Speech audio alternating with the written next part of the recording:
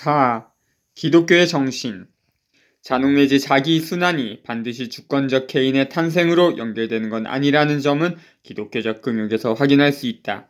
니체는 기독교 역시 고통과 대면에 그것에 하나의 의미를 부여하고자 했다고 말한다.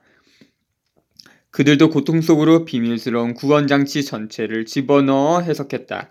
그들도 목격자로서 신에게 뭔가를 보여주었다. 하지만 자라투스트라에 등장하는 더없이 추악한 인간이 그랬듯이 그들은 목격자에게 복수하는 배우였다. 그들은 고통을 목격자의 입장이나 고통스럽게 만드는 자의 입장에서 해석할 줄 알았던 고대의 소박한 인간들과는 너무 달랐다. 니체는 서강 제1권 29절에서 이들을 덕을 보여주는 배우와 죄를 보여주는 배우로 구분하고 있다. 태생적으로 배우였던 그리스인들은 자신의 덕을 과시하기 위해 무엇보다 그 자신에게 보여주기 위해 모든 수단을 다 동원했다. 그들은 자신의 잘남을 내보임으로써 타인에게 고통을 주고 타인의 시기심을 불러일으키고자 한다. 덕의 경쟁적 과시 속에서 자신의 잘남이 만들어낸 그 거리감을 즐기는 것이다. 니체는 이를 가리켜 힘을 느끼는 것, 다시 말해 힘의 감정이라고 부른다. 힘의 감정은 우리가 서강을 읽으며 여러 번 마주하게 될 아주 중요한 개념이다. 일반적으로 이 개념은 힘의 의지의 선구적 개념으로 평가되기도 한다. 참고로 니체가 힘의 의지를 비롯하여 무엇의 의지라는 표현을 본격적으로 쓴 것은 1886년 이후이다. 힘의 감정이란 힘에 대한 감각이자 평가이며 힘을 받을 때만큼이나 행사할 때도 느끼는 감정이다. 니체에게 강자와 약자란 힘의 의지에 따른 구분이기 이전에 힘의 감정에 따른 구분, 즉 서로 다른 감각 내지 감성의 문제라고 할 수 있다. 서강에서 니체는 힘의 감정을 인간의 가장 강력한 성향이라고 하면서 일종의 예민한 황금 저울이라고 부르기도 하고 사람들을 앞으로 몰아대는 가장 강력한 물에 빗대기도 했다. 각주 읽고 넘어가겠습니다. 일단 힘의 의지 발음하기가 어려운데요. 이거는 흔히 알기로 권력 의지라고 배웠죠. 자라투스트라에서 보다 높은 인간들 중 하나인 더없이 추악한 인간은 너무 못나고 불쌍한 모습으로 그 목격자를 연민의 고통에 빠뜨리는 자이다. 보는 자에게 보임을 복수로 이용하는 것이다. 쌍가로 목격자에 대한 안갚음. 계속 자라투스트라는 그를 신의 살해자로 지목한다. 그대가 누구인지를 잘 알고 있다. 신을 죽인 자가 아닌가. 조용히 지나가도록 길을 비켜달라. 그래. 더없이 추악한 자여, 그대는 그대의 모습을 목격한 자를 그대를 항상 그리고 빈틈없이 보아온 자를 참고 견뎌내지 못했다. 그대는 이 목격자에게 안갚음하고 말았다. 계속하겠습니다. 사람들은 처음에는 힘 감정을 획득하기 위해 온갖 수단을 동원하지만 일단 힘 감정에 정통하게 되면 아주 섬세해지고 고상하고 까다로워지기도 한다. 사물을 아주 예민하고 섬세하게 평가하는 것이다. 힘의 감정은 그런 고상함을 표현하고 방출하고자 하는 충동이기도 하다. 강자란 바로 여기에 정통한 사람들이다. 죄 지은 삶과 불행의 의미. 니체에 따르면 기독교인들은 자신을 지배할 수 있고 지배함으로써 생겨나는 힘의 감정에 정통한 사람들이 아니었다. 기독교는 덕을 드러내는 것에는 소질이 없었고 반대로 죄를 드러내는 것에서 천재성을 발휘했다. 기독교는 무엇보다 현실의 불행과 고통을 죄와 연결지었다. 죄의 크기와 불행의 크기를 연계하는 계산법, 즉 고통과 불행이 클수록 지은 죄가 큰 것이라고 추론하는 것이다. 그런데 이것은 고대적 추론과는 많이 다르다. 죄 지은 삶, 죄 지은 세계라는 기독교적 사고와 달리 고대인들은 삶과 세계의 순진무구함을 믿었다. 그들 역시 죄를 알고도 있었고 여러 불행도 목격했다. 그러나 그들은 너무나 순진무구해서 죄와 불행 사이에 아무런 상응관계를 설정하지 않았다. 비극적 영웅들은 죄에 걸려 넘어져 팔이 부러지고 눈알이 뽑힌다. 그러나 그것은 작은 돌멩이에 불과하다. 조금 더 신중했어야 하고 조금 덜 건방지게 걸었어야 한다. 이것이 그 사태를 목격한 고대인들의 반응이었다. 그러나 기독교의 해석은 달랐다. 여기에는 큰 불행이 있다. 그 배후에는 우리가 분명하게 볼 수는 없어도 무겁고 그 불행과 같은 무게의 죄가 틀림없이 숨어 있다. 더 불행하다는 것을 느끼지 않는다면 그대는 고집이 센 것이다. 그러면 그대는 훨씬 더 나쁜 일을 겪을 것이다. 기독교는 순수하고 죄와 무관한 불행을 알지 못했다. 기독교의 추론은 인간이 더 이상 추론할 수 없는 무력함을 구할 때 완성되며 그 목표를 달성할 수 없어 절망하고 자책할 때 완성되는 윤리학이다. 쌍가로, 기독교 도덕의 약자를 생산하고 무엇보다 약자에 기초한다는 것은 이런 의미이다. 그래서 니체는 물었다. 전지전능한 존재이면서도 자신의 의도를 자신의 피조물이 이해할 수 없게 하는 신이 과연 선한 신일 수 있을까? 더욱이 진리를 잘못 파악했을 경우에는 가장 무서운 결과가 초래될 것을 각오하라고 요구하는 신이 신약선서에는 덕의 규준, 즉 완성된 율법의 규준이 설정되어 있다. 그러나 이런 규준은 불가능한 덕의 규준입니다. 윤리적으로 여전히 노력하고 있는 인간들은 이런 기준에 비추어 보면 자신들이 목표에서 갈수록 멀어진다고 느껴야 한다. 그들은 덕에 대해 절망해야 하고 결국 자비로운 사람의 가슴에 몸을 던져야 한다. 이렇게 끝날 경우에만 윤리적인 노력은 기독교인에게 가치 있는 것으로 여겨질 수 있다. 니체는 이러한 기독교적 도덕의 성격을 로마식 민지에 살던 가난한 사람들이 로마 총독에 대해 느끼는 감정과 같은 게 아닐까 추측한다. 나약했던 1세기 기독교인들은 막강한 재판관의 생각을 알 수 없었기에 스스로를 의인이라고 주장해 그 재판관의 감정을 상하게 하기보다는 죄를 인정하고 용서를 구하는 편이 안전하다고 생각했다는 것이다. 니체가 기독교를 비판할 때 그는 말하자면 기독교의 유래를 비판한 것이다. 기독교는 좋은 유래를 갖지 못했다. 앞서 말한 것처럼 불행과 죄, 무지, 무력함, 절망, 포기 같은 단어들은 기독교가 발생하고 성장한 풍토가 그리 좋지 않음을 말해준다. 가치의 투대에 대한 평가.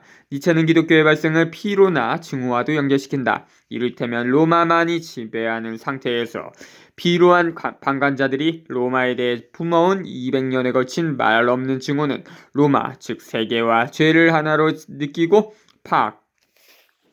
각주 읽고 넘어가겠습니다. 니체는 이 아포리즘에서 파스칼의 숨은 신에 대해 언급한다. 세상의 자신을 절반쯤만 드러내는 파스칼식 숨은 신이냐? 인류에게 진실하고 분명하게 말해야 한다는 신의 의무가 방기된 것으로 어떤 부정직과 부도덕을 나타낸다는 것이다.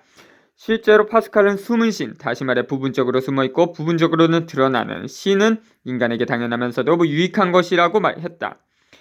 자신의 절반만을 드러내는 숨은 신은 한편으로 철학자의 오만, 즉 신을 한다고 생각하지만 정작 자기의 비참은 모르는 이들의 오만을 막아준다. 그리고 다른 한편으로는 신을 모르고 자기 비참만을 아는 무신론자들을 절망에서 구해준다. 참고로 파스칼의 숨은 신이 당시 세계관과 관련해서 갖는 의미에 대해서는 루시안 골드만의 논의도 참고하라. 골드만에 따르면 파스칼의 숨은 신은 데카르트로 대표되는 17세기 합리주의적 세계관에 맞섰던 비극적 세계관이다. 그에 따르면 숨은 신은 합리주의적 세계관의 우주론, 즉 인간적 특성이 사라지고 기술적이고 도구적으로 전락한 우주 공간에서 침묵하는 신, 그럼으로써 합리주의적 세계관의 위험성을 깨닫게 하는 신, 우리에게 삶의 본질과 전체성을 일깨워주는 신이다.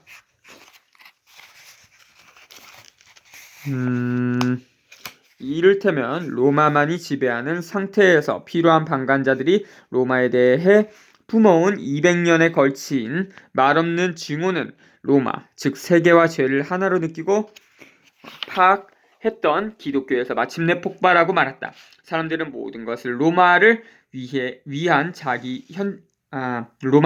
과거와 현재로 만들었던 로마에 대해 복수하기 위해 다른 미래를 눈앞에 그림으로써 최후의 심판을 꿈꾸며 로마에 복수했다. 기독교가 죽음에 이르는 길. 이처럼 상가 죽음의 이미지들을 도입하는 것은 생리적으로도 맞지 않고 도태되어야 할 것이지만 기독교는 이런 신앙을 보호하는데 매우 영리한 수완을 발휘했다. 쌍가로, 죄의식, 무력감, 절망, 증오, 심판, 피로, 원한, 가책 등. 기독교는 이미 로마에 퍼져있던 지옥의 형벌이라는 생각을 이용했고, 쌍가로, 당시 에피쿠로스와 루크레티우스는 이 생각을 물리치기 위해 얼마나 노력했던가. 죄인에 대한 형벌로서 영원한 죽음을 말하기 시작했다. 바울은 구세주를 통해 만인에게 영생의 길이 열렸다고 했으나 구원받지 못한 자들은 부활되지 않을 것이라고 했다. 그리고 점차 위협의 강도를 높이기 위해 영원한 죽음 대신에 영원한 저주를 도입하기까지 했다. 즉 죄인은 죽지 않고 영원히 벌을 받는다는 사상까지 나아간 것이다. 이 모든 것은 일종의 영혼의 고문이다. 각주 읽고 넘기겠습니다. 에피쿠로스의 다음 문장을 참고하라. 가장 두려운 악인 죽음은 우리에게 아무것도 아니다. 왜냐하면 우리가 존재하는 한 죽음은 우리와 함께 있지 않으며 죽음이 오면 이미 우리는 존재하지 않기 때문이다. 그렇다면 죽음은 산 사람이나 죽은 사람 모두와 아무런 상관이 없다. 왜냐하면 산 사람에게는 아직 죽음이 오지 않았고 죽은 사람은 이미 존재하지 않기 때문이다. 그리고 루크레티우스의 사물의 본성에 관하여 특히 죽음에 대한 공포의 어리석음에 대해 말하고 있는 3권 830에서 1094행을 참고하라. 즉 죄인은 죽지 않고 영원히 벌을 받는다는 사상까지 나아간 것이다. 이 모든 것은 일종의 영혼의 고문이다. 여기까지 했죠? 계속 넘어가겠습니다. 이 도덕을 넘어설 힘이 있을까? 역설적이지만 니체는 기독교의 도덕 내부에서 그것을 발견한다. 니체가 즐겨 했던 말이 있는데 삶은 필연적으로 자기 극복의 법칙을 가지고 있다. 무엇보다도 정직에 대한 기독교의 요구 속에 기독교의 자기 극복이 있지 않을까? 니체를 통해 볼 때 기독교가 죽음에 이르는 두 가지 길이 있다. 그 하나는 기독교의 안락사이다. 92절의 아포리즘이 여기에 해당한다. 기독교는 부드러운 도덕주의로 전락하고 사람들은 사교를 위해 교회에 다닌다. 기독교가 죽어가는 침대에서 현재 정말로 활동적인 인간들은 마음속으로는 기독교를 믿지 않는다. 그리고 정신적으로 중간 정도 수준인 좀 더 온순하고 좀 더 관상적인 사람들은 오직 현재에 맞게 조정된 기독교, 즉 놀라울 만큼 단순화된 기독교를 믿고 있을 뿐이다. 그러나 이와 함께 우리는 기독교가 부드러운 도덕주의로 변했다는 사실을 깨달아야 한다. 신자유불사가 아니라 오히려 호의와 절도 있는 법도, 그리고 호의와 절도 있는 법도가 세계 전체를 지배하게 될 것이라는 믿음이 남게 되었다. 각주.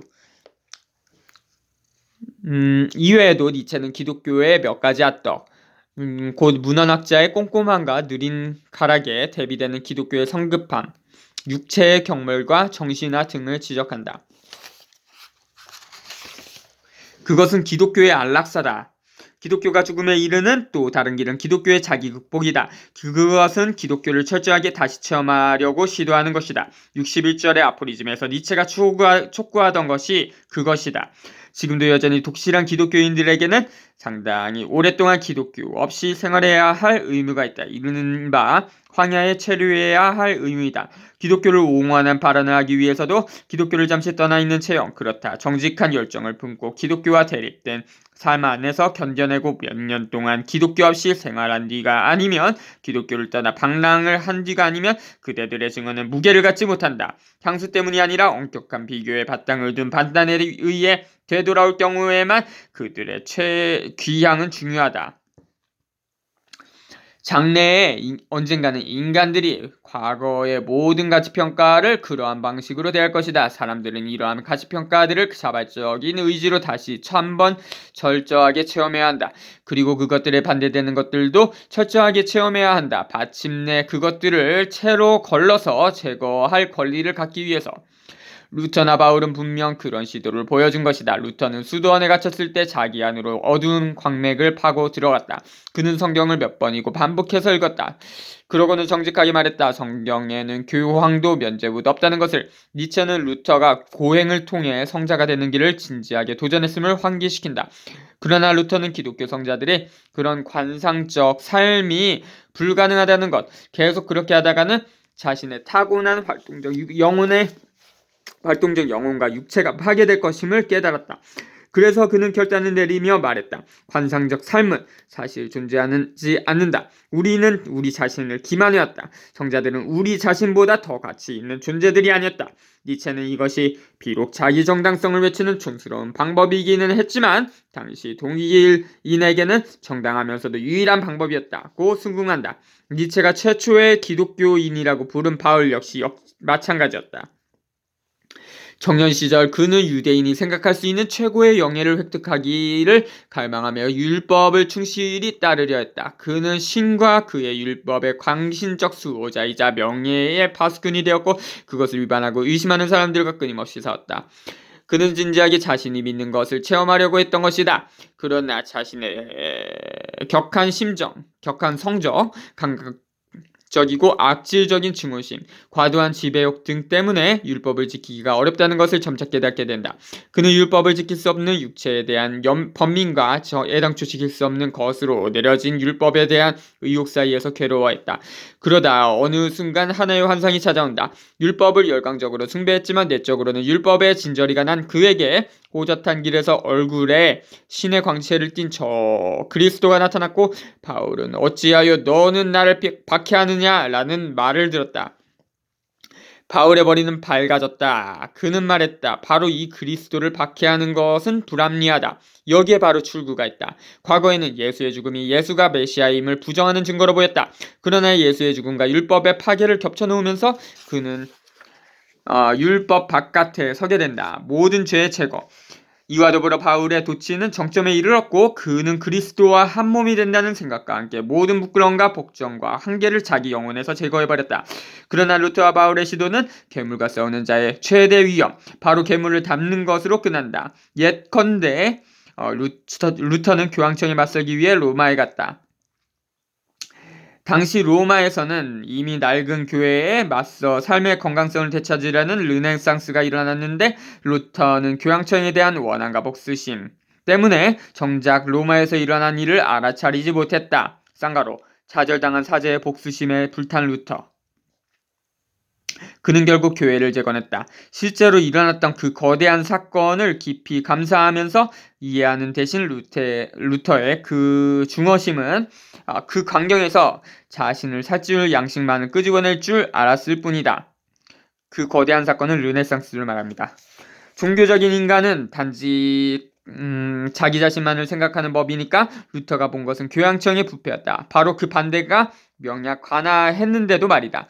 옛 부패, 원죄라는 것. 기독교는 더 이상은 교황의 자리에 앉아 있지 않은데도 오히려 삶이 그 자리에 앉아 있었는데도 그리고 루터는 교회를 재건했다. 교회를 공격하면서 말이다. 바울 역시 마찬가지였다. 그는 진정 예술을 통해 죄 개념 자체가 없어지는 것. 신과 인간 사이의 간격 일체가 부정되는 것을 알았고 그것이 복음이라는 것도 알았다. 그것도 예수가 아무런 특권도 없이 그랬다는 것, 즉 누구나 예수처럼 신의 아들이 될 수 있다는 것을 알았다. 그러나 바울이 어느덧 예수를 주권화했다. 그 속에서 그는 새로운 죽음의 그림자를 만들어냈다. 구원의 유형 안에서 단계적으로 들어온 것들, 심판과 재림에 대한 교리, 희생적 죽음으로서의 죽음에 대한 교리, 부활에 대한 교리, 무엇보다 이 부활에 대한 교리가 복음 전체를 날려버렸다. 부활 전에는 죽음이 있다. 바울은 부활을 하나의 보상으로 개인의 불멸을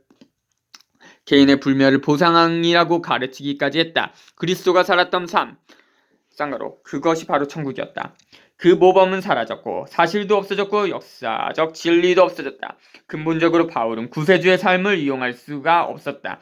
쌍가로 그는 예수를 만난 적이 없었기에 그가 필요로 했던 것은 십자가에서의 죽음이었다. 불멸에 대한 믿음, 심판에 대한 교설이 들어와 버렸다. 이로써 신앙이 아니라 행동으로 다른 식의 존재로 심판을 거치지 않은 채 바로 이 세계에서의 다른 삶으로 천국을 입증했던 예수는 제자를 자처한 천재적 수완가에 의해 죽고 말았다. 예수처럼 행동하고 예수처럼 사는 것보다 예수를 믿는 것, 그 무엇보다도 그의 죽음과 부활, 심판을 믿는 것이 중요해져 버렸다. 감사합니다.